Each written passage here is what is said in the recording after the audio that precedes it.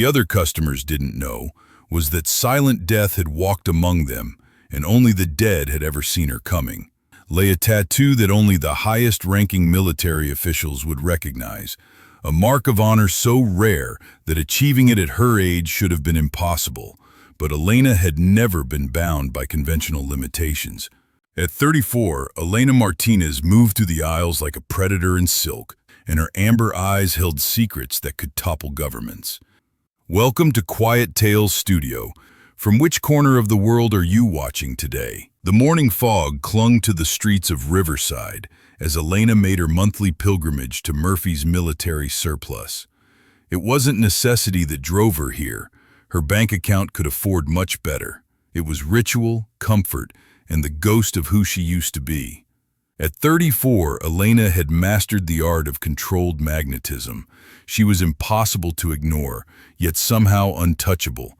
Her beauty was the kind that stopped conversations and turned heads, but her amber eyes held a coldness that warned against getting too close. Her platinum blonde hair was styled in loose waves that framed her face perfectly, and her clothes were expensive but practical. A fitted black cashmere sweater, dark designer jeans, and Italian leather boots that cost more than most people's monthly salary. She dressed like someone who understood the power of looking effortlessly perfect while being ready for anything. The store's bell chimed as she entered, and Murphy looked up from behind the counter with his usual gruff nod. At 68, the old Marine had seen enough customers to read people quickly. Elena was one of his regulars, quiet, knowledgeable, and she always knew exactly what she was looking for. "Thanks, Murphy. Just browsing today." She moved through the narrow aisles with practiced ease, past the display of medals and ribbons that civilians bought for costume parties, past the surplus uniforms that kids wore for paintball games. Her fingers paused on a set of night vision goggles, civilian grade, nothing like the military hardware she once used, but the weight and feel triggered memories she usually kept buried. Other customers browsed around her, a young father buying his son a toy soldier set, a college student looking for a rugged backpack, a middle-aged man examining surplus boots. They saw her as just another customer, maybe someone with a military family member or a casual interest in tactical gear. Elena was a striking contradiction that drew attention wherever she went. At 5'8", with a model's physique and killer instincts, she moved through the world like a beautiful weapon disguised as a work of art. Men stopped mid-conversation when she passed. Women envied her effortless elegance, and everyone wondered what someone who looked like she belonged on magazine covers was doing in a place like this. What none of them would guess was that the stunning blonde with the amber eyes and million-dollar smile held the record for the longest confirmed sniper kill in military history, or that tattooed on her back was the symbol of the Ghost Division, an elite unit so classified that most generals didn't know it existed. Elena had earned that tattoo at 22, the youngest person ever inducted into the Ghost Division. The military had fast-tracked her through special operations training after she demonstrated impossible accuracy and ice-cold composure under pressure. By 25, she was leading missions that veteran operators wouldn't touch. Her combination of deadly skills and stunning beauty made her the perfect assassin. No one suspected the Angel of Death until it was too late. The Ghost Division operated on a simple principle: eliminate high-value targets with surgical precision, leaving no trace, no witnesses, and no political complications. Elena's call sign, Silent Death, wasn't chosen for dramatic effect. It was earned through 52 confirmed kills across 4 continents, each one a threat to national security that couldn't be handled through conventional means. What made Elena extraordinary wasn't just her lethal skills, it was how she wielded her beauty as a weapon.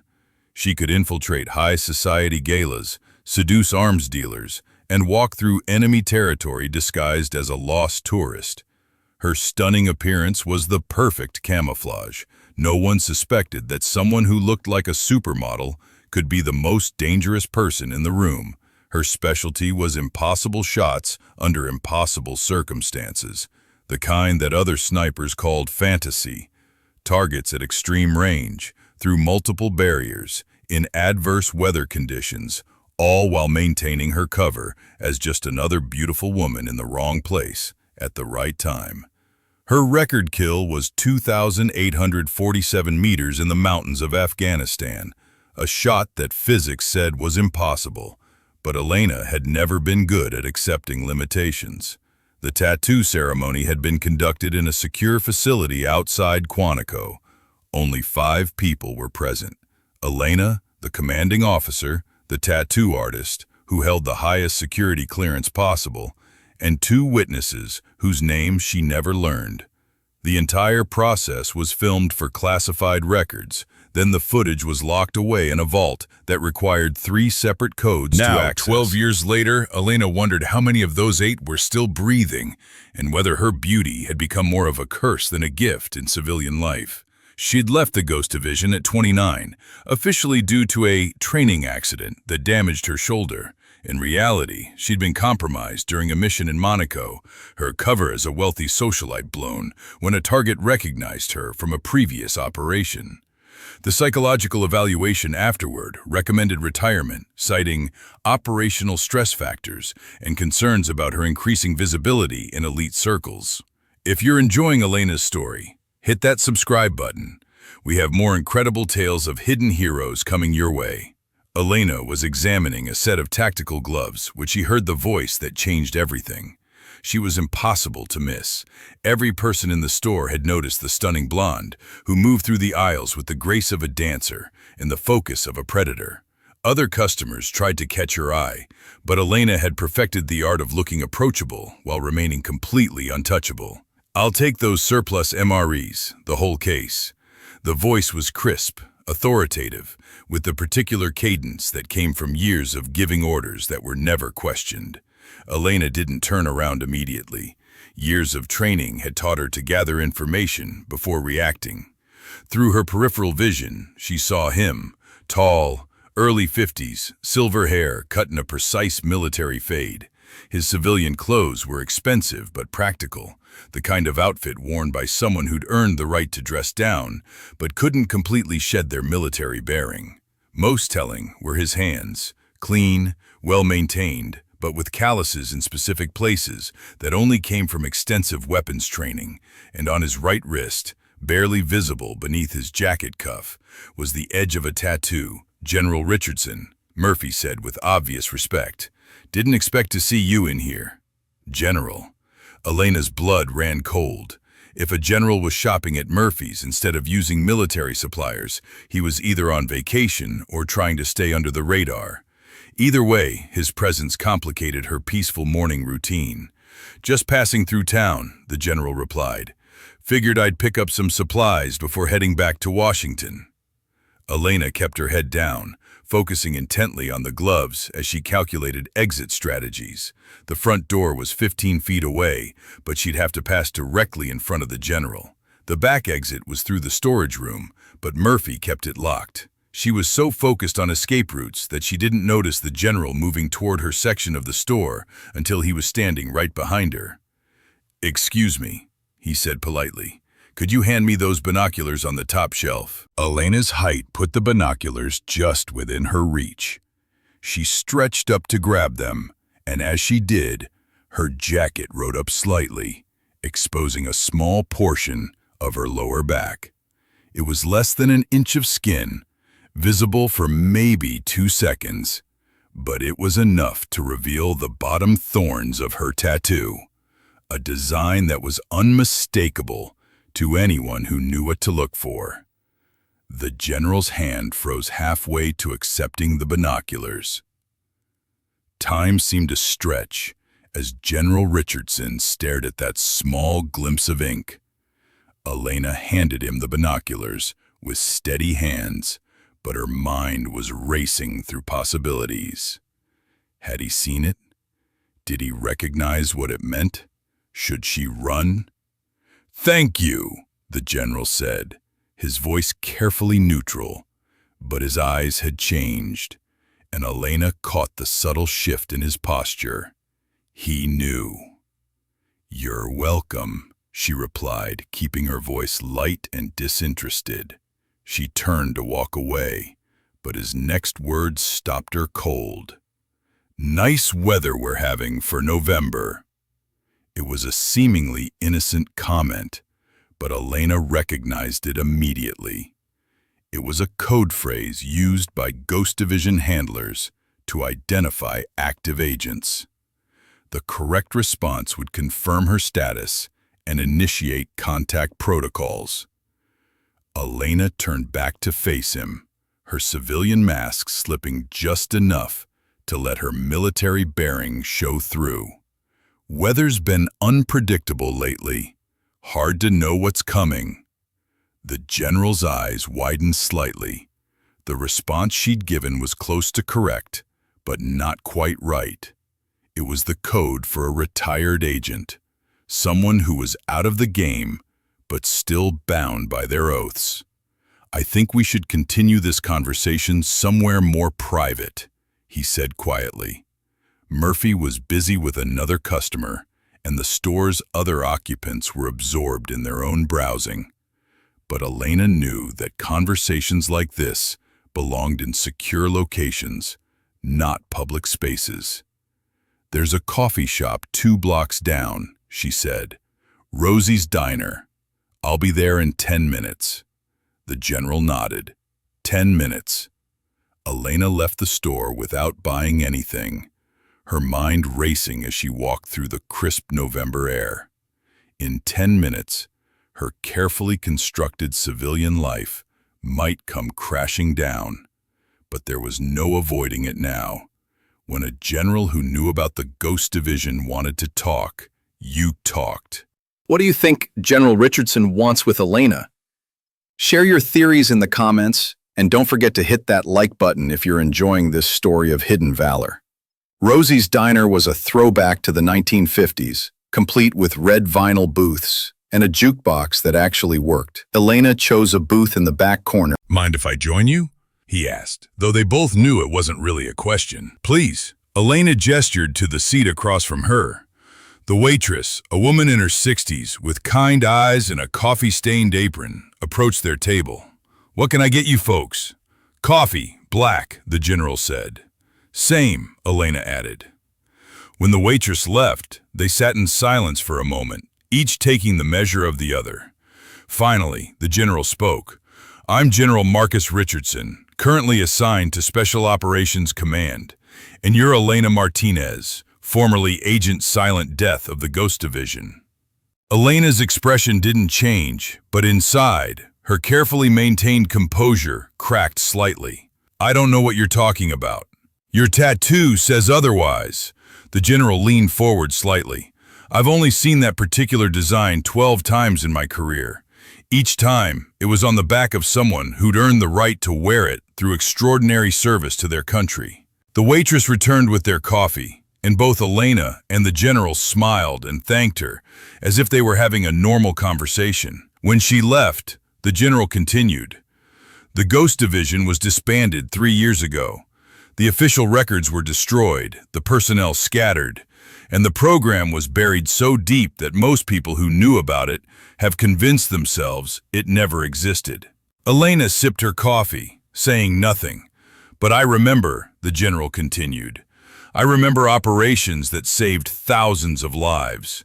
I remember threats that were neutralized before they could harm innocent people. And I remember the agents who carried out those missions, knowing they'd never receive public recognition for their sacrifices." "Why are you telling me this?" Elena asked finally. "Because the world is getting more dangerous, and the old ways of fighting aren't enough anymore. We need the Ghost Division back. We need people like you." Elena set down her coffee cup with deliberate care. "I'm retired. Your shoulder injury was listed as career-ending," the general acknowledged. "But our medical assessment suggests you've made a full recovery.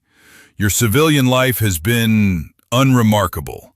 No close relationships, no permanent address, always ready to move at a moment's notice. That's not retirement, that's standby mode." Elena had to admit he was right. She'd been living like a ghost even in civilian life, never putting down roots, never getting too comfortable. She told herself it was caution, but maybe it was really hope that someday the call would come. The Ghost Division was disbanded for good reasons, she said. We were too effective, too dangerous. The kind of power we wielded corrupts everything it touches, which is exactly why we need people like you, the general replied. People who understand the weight of that power and choose to walk away from it.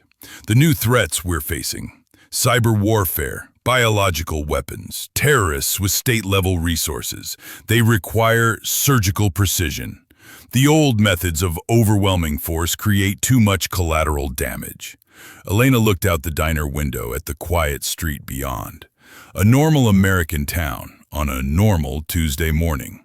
People going about their lives, unaware of the conversations happening in back booth diners, the decisions being made that would shape their world. What exactly are you proposing? She asked. A new unit, smaller than the original Ghost Division, more selective, with better oversight. You'd be the team leader, responsible for recruitment and training. 3-year commitment, full benefits, and a pension that would set you up for life. And the tattoo artists? The general smiled grimly.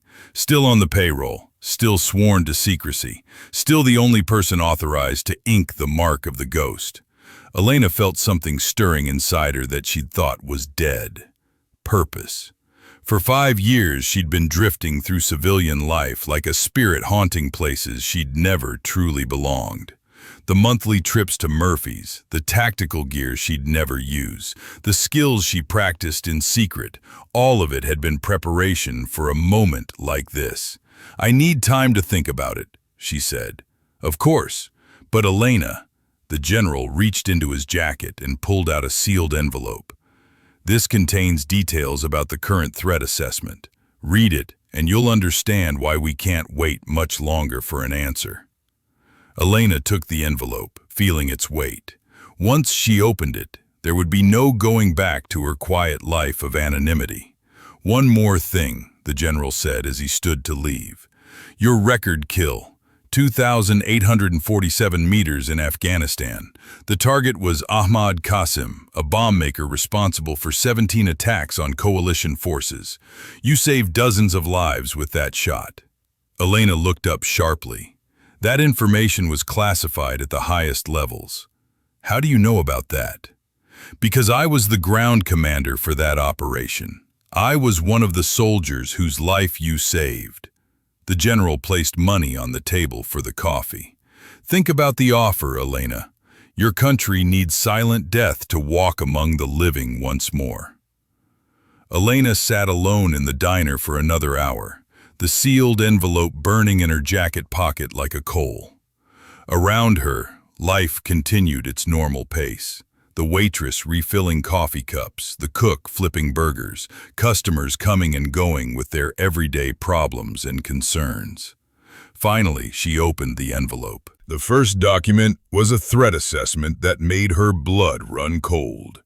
A terrorist organization had acquired military-grade biological weapons and was planning simultaneous attacks on major population centers. Intelligence suggested they had inside help from someone within the government, but traditional investigation methods had hit dead ends. The second document was a personnel file, her personnel file, supposedly destroyed years ago, but apparently preserved in some deep vault.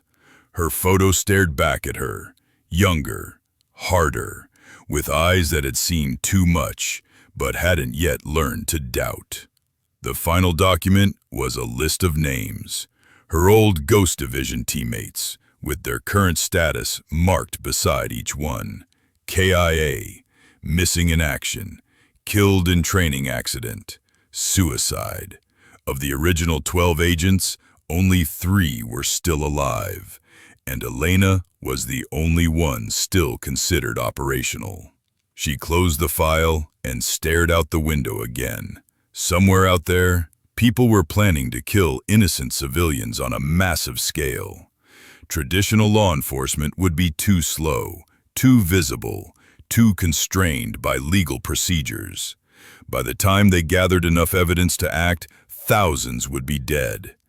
But a ghost could move through shadows, strike without warning, and disappear before anyone knew what had happened. A ghost could stop the threat before it materialized. Elena's phone buzzed. A text from an unknown number. Murphy's, 1 hour, come alone. She recognized the communication style. Short, direct, untraceable. General Richardson was calling in his answer. Elena paid for her coffee, walked back toward the military surplus store, her decision crystallizing with each step.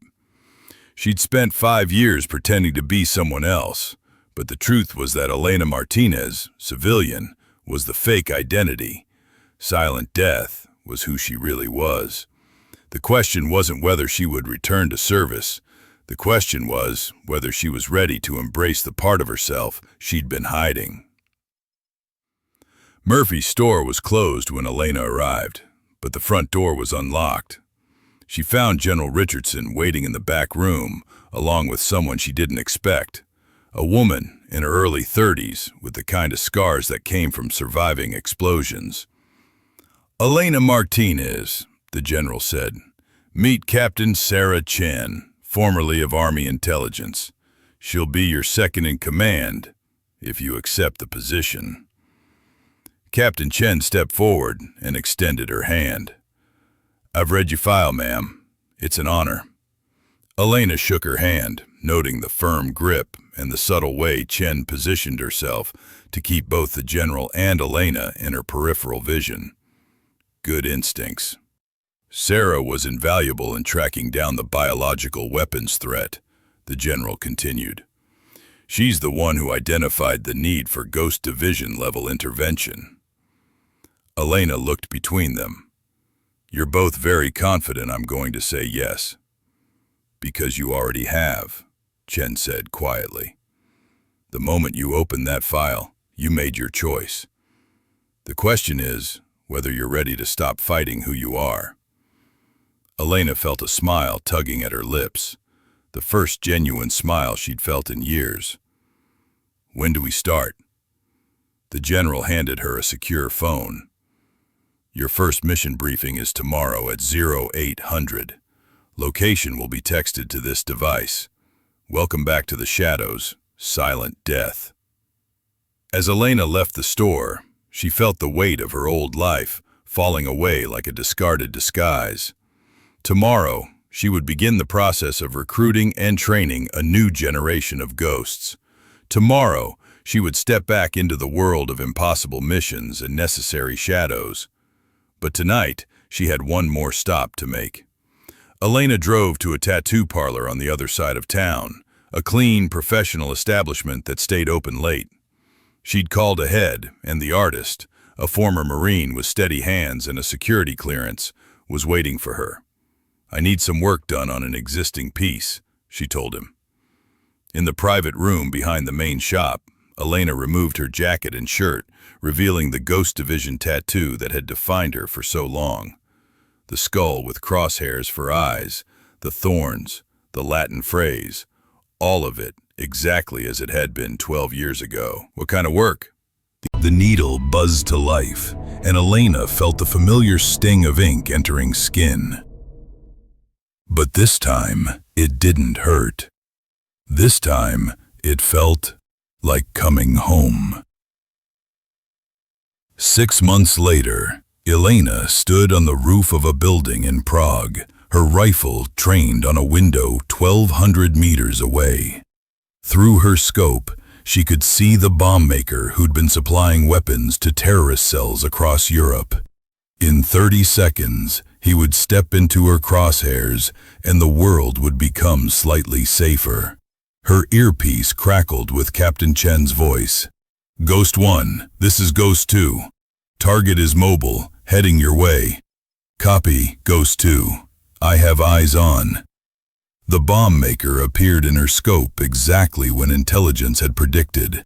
Elena adjusted for wind speed, elevation, and the slight tremor in the building caused by nearby construction. The math was complex, but after years of practice, it was as natural as breathing. She exhaled slowly, found the space between heartbeats, and squeezed the trigger. The shot was perfect, clean, precise, final. By the time local authorities responded to reports of the sound, Elena was already disappearing into the Prague underground, another ghost fading back into the shadows. Her phone buzzed with a message from General Richardson. Target eliminated. Well done, Silent Death. Next briefing in 72 hours. Elena smiled as she walked through the narrow streets of the old city. She was home again, back where she belonged, doing the work that only she could do. The tattoo on her back had found its purpose once more, and the world was safer because of it. In the distance, church bells chimed midnight.